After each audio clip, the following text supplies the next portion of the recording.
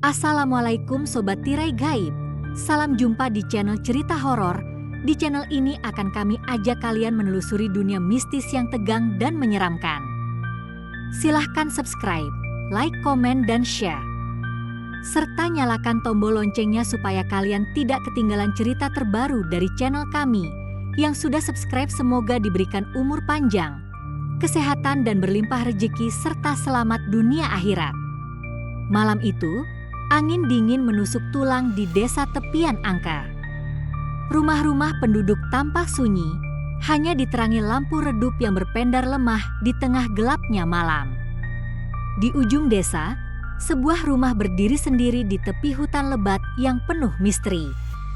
Rumah itu milik Siska, seorang perempuan yang baru saja pindah bersama bayi kecilnya setelah suaminya meninggal secara tragis. Hutan di belakang rumah itu memiliki reputasi buruk. Warga desa sering berbicara tentang suara-suara aneh yang terdengar dari dalamnya, tangisan, bisikan, dan bahkan jeritan yang menggetarkan hati. Siska tidak percaya tahayul. Ia yakin itu hanya cerita lama untuk menakut-nakuti anak-anak. Tapi malam itu berbeda. Malam itu akan mengubah segalanya. Pukul 9 malam, Siska menidurkan bayinya di kamar kecil di sudut rumah. Setelah memastikan semuanya terkunci, Siska duduk di ruang tengah dengan sebuah buku di tangannya. Lampu minyak yang digunakan sebagai penerangan bergoyang pelan, menciptakan bayangan yang menari-nari di dinding. Suasana terasa aneh, seolah-olah ada sesuatu yang mengintai dari kegelapan. Tiba-tiba, terdengar suara ketukan di pintu belakang. 3 kali, pelan tapi jelas. Siska tertegun. Tidak mungkin ada yang datang malam-malam begini. Dengan ragu, ia berdiri dan melangkah ke arah pintu. Tangannya gemetar saat memegang gagang pintu. Ketukan itu berhenti. Suasana hening, hanya terdengar desiran angin dari luar. "Siapa di sana?" tanya Siska menyelidik, meskipun tidak ada jawaban. Dengan keberanian yang tersisa, Siska mengintip melalui celah kecil di jendela dekat pintu. Tidak ada apa-apa, hanya gelap pekat dan kabut tipis yang melingkupi halaman belakang. Dia menelan ludah dan kembali ke ruang tengah. Belum sempat Siska duduk, suara ketukan itu terdengar lagi. Kali ini lebih keras. Suaranya seperti seseorang yang ingin masuk dengan paksa. Siska mendekati pintu depan, kali ini dengan perasaan panik. Tapi lagi-lagi, tidak ada siapa-siapa di luar. Hanya kegelapan yang tampak semakin tebal. Saat Siska menutup pintu, sebuah suara lain terdengar dari kamar bayinya. Tangisan bayi. Tapi suara itu tidak wajar. Tangisannya terdengar berat, seperti suara seseorang yang meniru tangisan bayi. Tubuh Siska membeku. Ia tahu bayi itu tidak mungkin menangis seperti itu. Perlahan, dengan kaki gemetar, ia melangkah menuju kamar bayinya. Pintu kamar terbuka sedikit, dan cahaya redup dari lampu minyak membuat ruangan itu terlihat suram. Bayinya masih terbaring di tempat tidur, tapi sosok hitam berdiri di sudut ruangan, tinggi dan tidak berbentuk jelas. Matanya merah menyala, menatap langsung ke arah Siska. Napas Siska tercekat. Tubuhnya terasa lumpuh, seolah-olah udara di sekitarnya tiba-tiba menghilang. Sosok itu bergerak mendekat. Perlahan, seperti bayangan yang mengalir di lantai. Siska mencoba berteriak, tapi suaranya hilang. Sosok itu berhenti tepat di depan tempat tidurnya. Tangan hitam panjangnya mengarah ke bayi Siska, seolah-olah ingin mengambilnya. Siska mengumpulkan keberanian terakhirnya. Dia mengambil sapu yang ada di dekat pintu dan mengayunkannya ke arah sosok itu. Tapi sapu itu hanya menembus udara kosong. Sosok itu menghilang begitu saja, meninggalkan bau busuk yang menyengat. Siska berlari ke tempat tidur bayinya dan memeluk anaknya yang kini menangis histeris. Malam itu terasa seperti mimpi buruk yang tak berkesudahan. Namun, pagi harinya, Siska menemukan sesuatu yang membuat darahnya membeku. Di lantai kamar bayinya, ada bekas jejak kaki hitam yang besar, lebih besar dari ukuran manusia biasa. Bekas itu mengarah keluar menuju pintu belakang. Ia mengikuti jejak itu dengan hati-hati. Jejak itu berhenti di tepi hutan, tetapi di sana ia menemukan sesuatu yang lebih mengerikan. Sebuah boneka kayu kecil tergeletak di tanah dengan mata yang tampak seperti terbuat dari gigi manusia. Boneka itu memandang ke arah rumahnya, dan di belakangnya tertulis dengan darah, "Aku akan kembali." Hari-hari berikutnya, Siska terus mendengar suara-suara aneh di rumahnya. Ketukan, bisikan, dan bahkan langkah kaki di malam hari. Warga desa yang mengetahui ceritanya menyarankan Siska untuk pergi, tetapi ia tidak punya tempat lain. Ia hanya bisa bertahan dan berdoa, berharap makhluk itu tidak akan kembali. Tapi di dalam hatinya, ia tahu malam berikutnya mungkin akan lebih buruk. Seminggu kemudian, Siska memutuskan untuk meminta bantuan seorang sesepuh desa, Pak Rahman. Dia dikenal memiliki kemampuan untuk mengusir makhluk gaib. Dengan membawa beberapa sesajen, Pak Rahman melakukan ritual pembersihan di rumah Siska. Namun, ketika ritual itu berlangsung, hal-hal aneh mulai terjadi.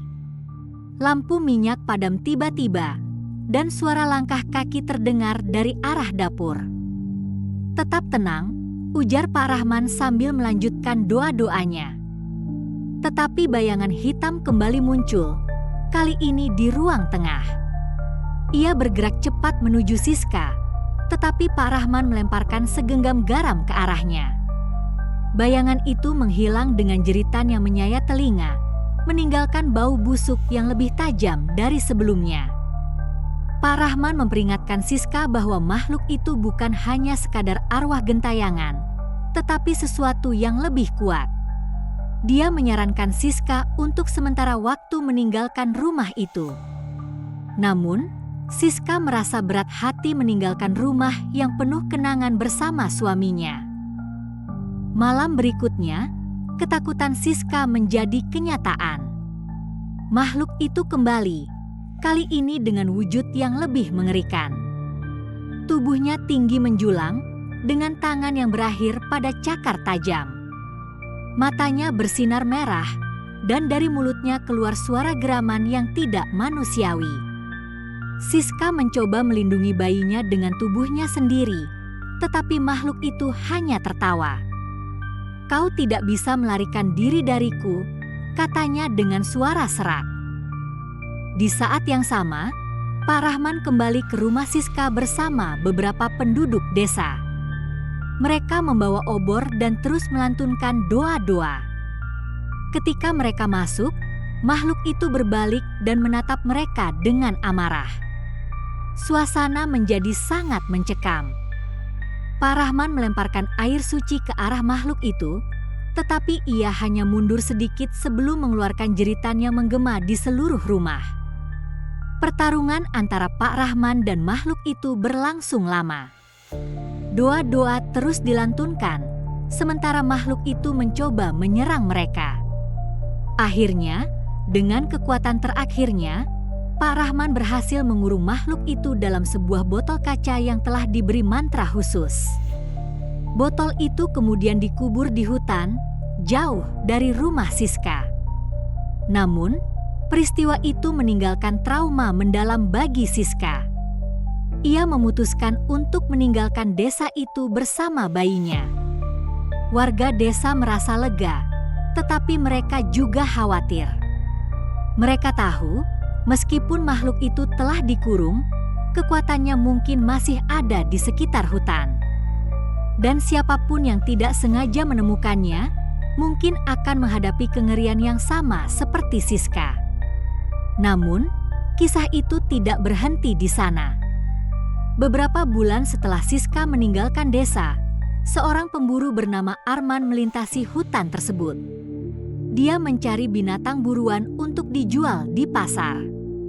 Malam itu, Arman memutuskan untuk mendirikan tenda di dekat lokasi tempat botol kaca dikuburkan. Tanpa disadari, ia menemukan botol tersebut yang setengah terkubur di bawah tanah. Arman memungut botol itu dengan penasaran. "Apa ini?" gumamnya sambil mengamati botol yang tampak aneh. Botol itu berisi cairan hitam pekat yang bergerak perlahan seolah-olah hidup. Saat ia menyentuh penutup botol, rasa dingin yang menusuk langsung menjalari tubuhnya. Namun, rasa penasaran mengalahkan rasa takutnya. Arman membuka penutup botol itu. Saat penutup botol terlepas, udara di sekitarnya berubah drastis. Angin kencang tiba-tiba berhembus, memadamkan api unggun Arman. Dari dalam botol, muncul kabut hitam yang semakin membesar.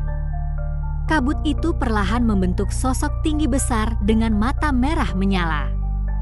"Terima kasih telah membebaskanku," suara makhluk itu menggema di seluruh hutan. Arman terjatuh ke tanah, tubuhnya gemetar hebat. Arman mencoba berlari, tetapi makhluk itu sudah berada di depannya. "Kau akan menjadi persembahan pertamaku," ujar makhluk itu dengan seringai mengerikan. Jeritan Arman terdengar hingga ke desa, membuat beberapa penduduk terbangun di tengah malam. Keesokan harinya, warga menemukan tenda Arman yang kosong. Hanya ada jejak kaki besar dan bekas-bekas benda yang terbakar di sekitar tempat itu. Tidak ada tanda-tanda keberadaan Arman, kecuali selembar kain dari bajunya yang berlumuran darah.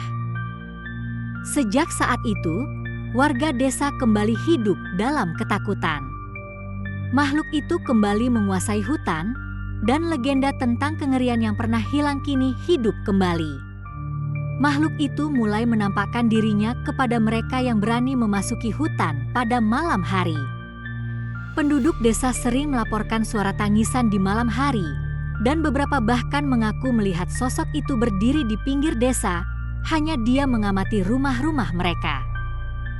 Sebulan setelah kejadian Arman, seorang pemuda bernama Doni yang baru kembali dari perantauan mencoba membuktikan bahwa cerita itu hanyalah mitos. Dengan bekal senter dan pisau kecil, ia memutuskan untuk memasuki hutan pada tengah malam. Meskipun beberapa penduduk desa memperingatkannya, Doni tetap bersikeras. Doni terus melangkah, meskipun bulu kuduknya meremang. Setiap langkah yang diambilnya terasa seperti mendekati sesuatu yang mengintai dalam kegelapan. Tiba-tiba, suara langkah kaki terdengar dari belakangnya. Ia berhenti sejenak, menoleh, namun tidak ada siapapun. Hanya bayangan pohon yang terlihat semakin menekan. "Ini cuma angin," gumam Doni pada dirinya sendiri, mencoba meyakinkan bahwa ketakutannya hanyalah imajinasi belaka. Namun, langkah kaki itu terdengar lagi, lebih cepat dan lebih dekat. Doni berbalik dengan cepat, senter di tangannya menyapu kegelapan. Tidak ada apa-apa. Saat Doni melangkah lagi, suara itu berhenti. Tapi kali ini, ia merasakan sesuatu yang jauh lebih dingin, seperti napas yang menyentuh lehernya. Doni membeku. Perlahan ia menoleh ke belakang, dan di sana, tepat di depannya, berdiri sosok hitam dengan mata merah menyala. "Apa yang kau cari di sini?" Suara itu berbisik dengan nada mengancam. Doni terkejut, mundur beberapa langkah, namun kakinya tersandung akar pohon.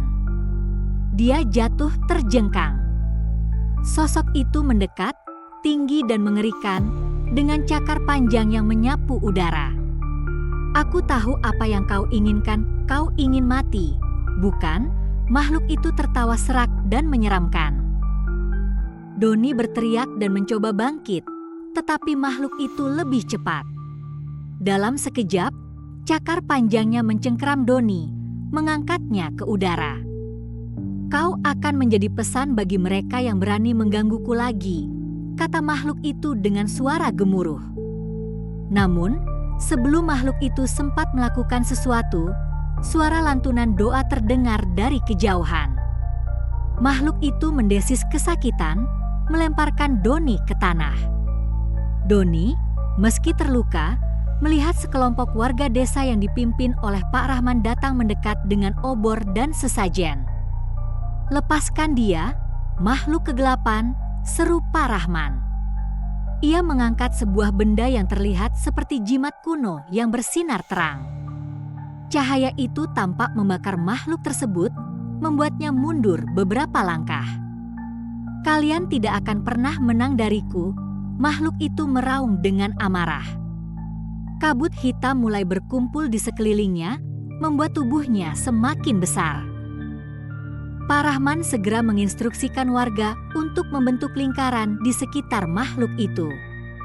Mereka mulai melantunkan doa-doa dengan serempak, menciptakan gelombang energi yang menekan makhluk itu ke tanah. "Cepat, jangan berhenti berdoa," seru Pak Rahman. Makhluk itu melawan dengan hebat, mencoba menyerang warga, tetapi setiap kali mendekat, ia terpental oleh energi dari lingkaran doa. Pak Rahman lalu mengeluarkan botol kaca lain yang telah dipersiapkannya. "Kali ini, kau tidak akan kembali lagi," katanya dengan nada tegas.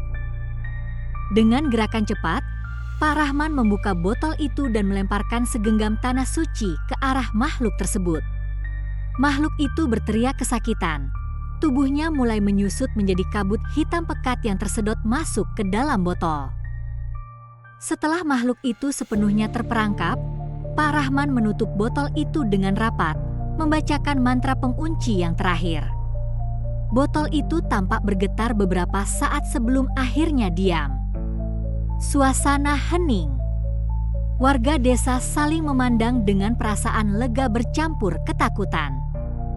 Pak Rahman mengambil botol itu dan berkata, "Botol ini harus dihancurkan di tempat yang suci, jauh dari manusia." Pak Rahman memerintahkan beberapa orang untuk mengawalnya ke Sungai Keramat di luar desa. Tempat botol itu akan dihancurkan dan makhluk tersebut tidak bisa kembali. Doni, meskipun terluka, merasa beruntung masih hidup. Ia dibawa kembali ke desa untuk dirawat. "Kau beruntung masih hidup, Nak," ujar Pak Rahman kepadanya. Doni hanya mengangguk, terlalu terkejut untuk berbicara. Beberapa hari kemudian, warga desa mendengar kabar bahwa botol itu telah dihancurkan di Sungai Keramat. Tidak ada lagi tanda-tanda kehadiran makhluk itu di desa atau di hutan. Namun, mereka tetap waspada, menjaga agar tidak ada yang mencoba menggali masa lalu kelam desa mereka. Doni meninggalkan desa untuk kembali ke kota, membawa trauma mendalam dari pengalaman itu. Siska, yang mendengar kabar tersebut dari tempat tinggal barunya, hanya bisa berdoa agar makhluk itu tidak pernah kembali. Namun, jauh di dalam hutan, sebuah suara kecil terdengar di malam hari, seperti bisikan halus yang membawa janji balas dendam. "Aku tidak akan pernah benar-benar hilang."